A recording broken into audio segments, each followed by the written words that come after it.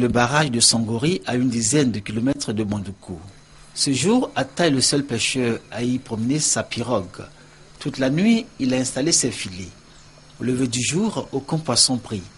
Mais des plaintes aquatiques qui causent bien des soucis aux pêcheurs.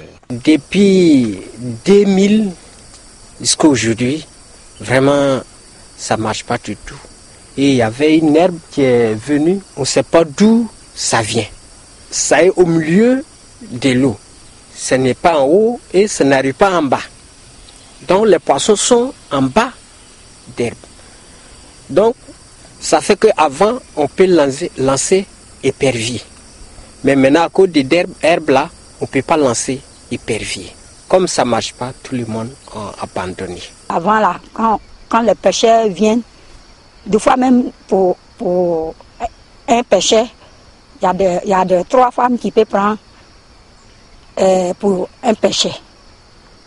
Et puis c'est beaucoup. Mais maintenant là, quand on va, on gagne même pas. Le barrage de Sangori avait suscité beaucoup d'espoir dans tout le district du Zanzan, notamment dans les régions du Kantougou et du Boukani, à sa création en 1971. Mais très vite, on s'est aperçu qu'il n'était pas assez puissant pour produire de l'électricité. Et pour qu'il soit utile aux populations riveraines, le barrage a été transformé en retenue d'eau avec pour mission d'irriguer les vastes périmètres rizicoles aménagés et développer l'activité de pêche. Mais là encore, problème. Les vannes du barrage de Sangori sont inopérationnelles depuis de nombreuses années et l'activité agricole se meurt.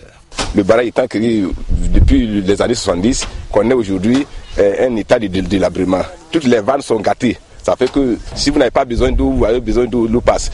Donc on a besoin que l'État nous vienne en aide. Parce que pour faire les vannes, il faut beaucoup d'argent. Le drain principal devrait être cimenté. Ça fait que l'eau passe à travers. La réhabilitation du barrage de Sangori est attendue avec beaucoup d'enthousiasme par les populations de tout le district du Zanzan, notamment celles des régions du Kantougou et du Boukani.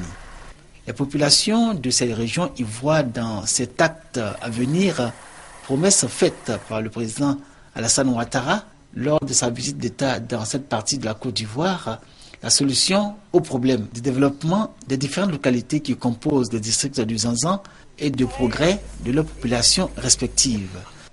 À Dar es Salaam, extension 1, les riverains de Galakoni respirent mal.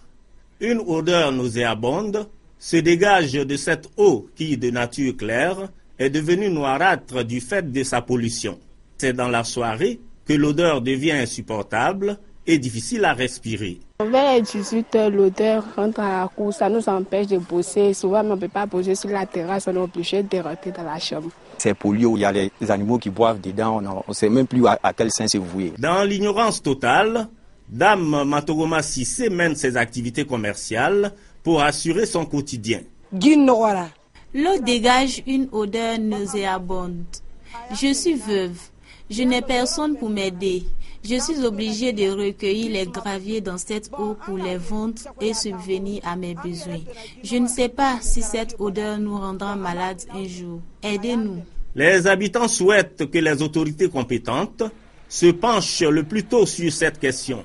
Le chef du service technique de la direction de l'environnement, Tano Serge Pacom, a au nom de sa direction promis de mener des investigations pour y trouver des solutions idoines. Les riverains sont invités à prendre des précautions pour éviter toute surprise désagréable.